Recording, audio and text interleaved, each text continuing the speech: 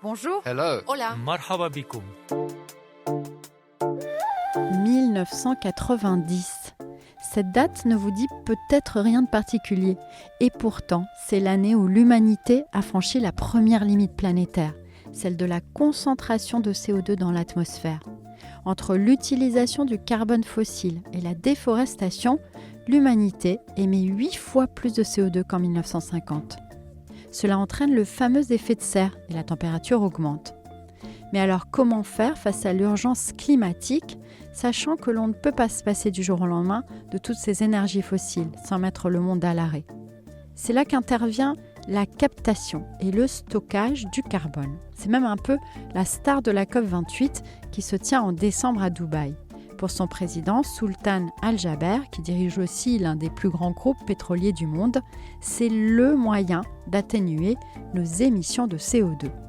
Dans ce nouvel épisode de Sur la Terre, produit par l'AFP, en partenariat avec The Conversation, Camille Kaufmann a mené l'enquête sur la captation de carbone, qu'elle soit technologique ou naturelle, avec une question en tête, s'agit-il vraiment d'une solution miracle ?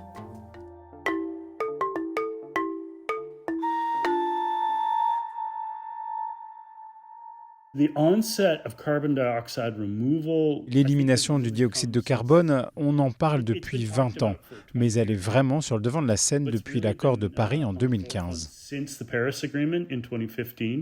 Chris Bataille est chercheur, spécialiste de la décarbonation de l'économie. Il fait aussi partie du groupe 3 du GIEC qui propose des solutions pour réduire nos émissions de gaz à effet de serre. Absorber de manière technologique le CO2 est désormais indispensable, selon le groupe de scientifiques. Parce que l'accord de Paris et le rapport spécial du GIEC en 2018 ont clairement indiqué que nous étions allés trop loin en termes d'émissions cumulées. Nous allons devoir en absorber une partie et en réduire une autre. C'est à ce moment-là que les investissements et l'intérêt pour les technologies d'élimination du dioxyde de carbone ont vraiment décollé. Mais de quoi parle-t-on exactement ? Aujourd'hui, la principale technologie, c'est le captage du CO2 dans les fumées d'usines ou d'installations polluantes. Mais une autre piste est de le capter directement dans l'air, comme si on nettoyait l'atmosphère. Ça paraît un peu fou, mais ça existe déjà. On est au beau milieu de l'Islande, en contrebas des versants d'un massif volcanique. C'est là que l'entreprise suisse Climeworks a installé en 2021 sa première usine qui filtre l'air ambiant. D'immenses ventilateurs aspirent le CO2 et rejettent de l'air pur. La suite du processus, c'est Thomas Ratoui qui nous la raconte. Alors une fois que le dioxyde de carbone est capté, on va le dissoudre dans de l'eau. Et ici on est sur le site d'injection. Donc le dioxyde de carbone qui est dissous dans l'eau, il va arriver par ce tuyau-là jusqu'à entrer dans le puits où il va être injecté dans la roche volcanique à une profondeur entre 800 et 2 km de profondeur. Thomas Ratoui est chef de l'ingénierie des réservoirs pour Carbfix, l'entreprise islandaise qui s'occupe de transformer le CO2 en pierre. Le dioxyde de carbone va entrer dans cette roche, elle va libérer des métaux et après va former des minérales de calcite comme cela. Donc c'est du dioxyde de carbone qui a été transformé en roche. Les montants de CO2 retirés depuis cette usine sont ensuite vendus sous forme de certificats à des entreprises comme Microsoft ou JP Morgan qui souhaitent compenser leurs émissions de gaz à effet de serre.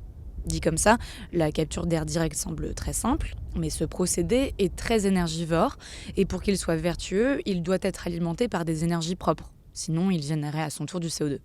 En Islande, Climeworks profite ainsi de la géothermie permise par les volcans. Mais l'autre difficulté, c'est que le CO2 est beaucoup moins concentré dans l'air qu'en sortie d'usine. Vous avez la concentration du CO2 qui est 250-300 fois moins concentrée dans l'air que dans les fumées d'usine. Donc c'est beaucoup, beaucoup plus compliqué. Florence Del Prajano est spécialiste du captage et du stockage du CO2. Elle travaille à l'IFP Énergie Nouvelle, anciennement Institut français du pétrole. Aujourd'hui, la technologie qui est la technologie la plus mature, en fait, c'est une technologie de lavage des fumées Vous avez vos fumées à la sortie des usines qui aujourd'hui partent dans l'atmosphère. Vous les faites passer dans une colonne où elles vont être en contact avec un solvant qui va absorber le CO2. Donc vos fumées, elles vont traverser votre solvant. Elles vont ressortir sans le CO2. Florence Del Prajano parle ici du CSC, pour capture et stockage du carbone. Une technologie qui capte en sortie d'usine, comme des centrales électriques, des cimenteries ou des hauts fourneaux, le carbone émis par la combustion des énergies fossiles ou par les procédés industriels avant qu'il ne rentre dans l'atmosphère. Selon l'Agence internationale de l'énergie, à la fin de l'année 2022, 35 entreprises commerciales dans le monde appliquaient le CSC. Aujourd'hui, on capte à peu près 40 millions de tonnes de CO2 par an. D'ici 2030, il faudra en capter 50 à 100 fois plus si on veut être capable d'atteindre la neutralité carbone en 2050. Quant à la capture d'air direct, le défi est énorme. Il faudrait beaucoup plus d'installations, car les 18 usines qui l'utilisent dans le monde n'ont réussi à extraire en 2022 que l'équivalent de 10 secondes d'émissions mondiales. Ces deux technologies suscitent quand même de l'espoir. Le nombre de projets de captage et de stockage de CO2 a augmenté de 44% en un an. La première usine capable de capter 1 million de tonnes chaque année doit entrer en service aux États-Unis en 2024, une goutte d'eau par rapport aux 40 milliards de CO2 qu'on émet annuellement.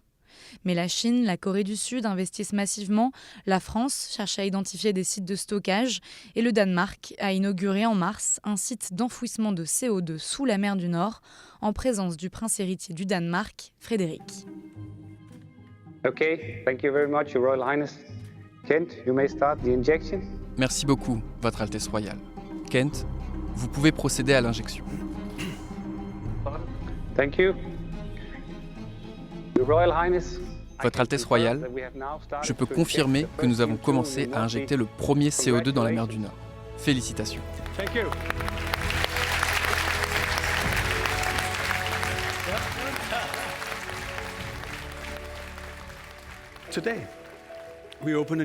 Aujourd'hui, nous ouvrons un nouveau chapitre pour la mer du Nord, un chapitre vert. Le sous-sol danois possède un grand potentiel pour le stockage du CO2. Et je suis très heureux aujourd'hui de pouvoir changer l'usage de ces tuyaux en renvoyant le CO2 dans le sous-sol danois, au bénéfice du climat, du Danemark, de l'Europe, mais aussi de la planète.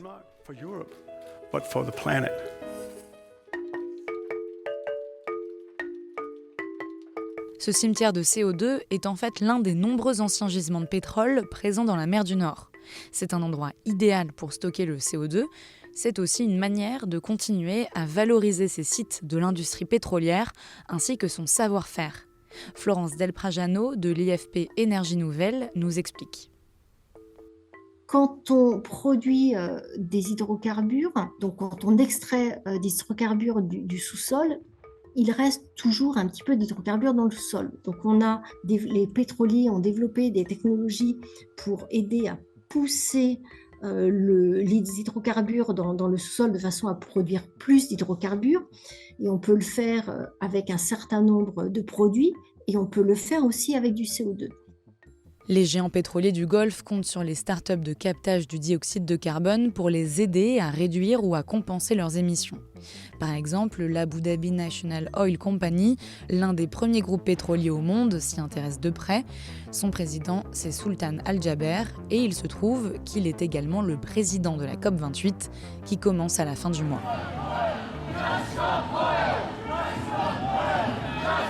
Le sujet sera au cœur du débat.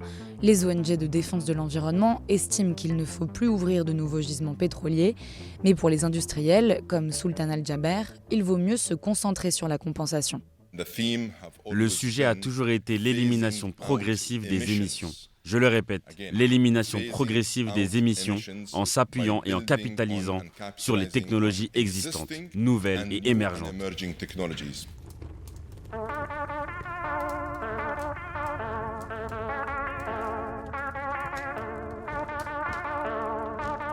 Le CO2 peut donc être enfoui dans des anciens gisements de pétrole, mais aussi dans des roches basaltiques, comme en Islande, ou dans des aquifères salins profonds.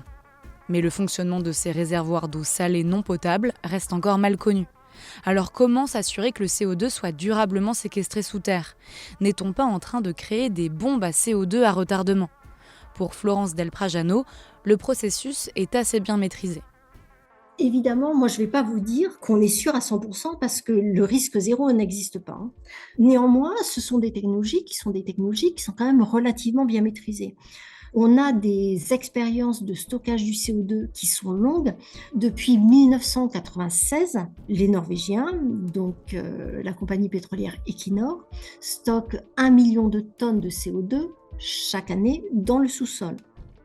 Pour Philippe Siès, spécialiste du cycle du carbone, c'est justement la question du stockage qui rend impossible un déploiement massif de ces technologies de captage. Le CO2, c'est pas aussi dangereux que les déchets nucléaires, mais par contre, la quantité de sites qu'il faut trouver pour le stockage, c'est infiniment plus grand qu'un endroit où on va forer des galeries et mettre des flûtes de déchets nucléaires. Les pays n'ont pas la même capacité de stockage géologique, il n'y a pas des trous dans le sous-sol. Soit il y a des aquifères où on peut faire un trou très profond et injecter du CO2, mais s'il remonte par les fractures de la roche, il va ressortir.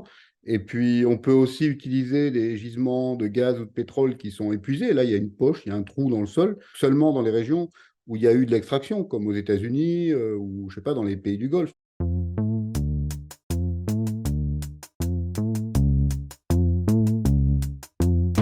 Une autre limite à la généralisation de ces technologies, c'est le prix.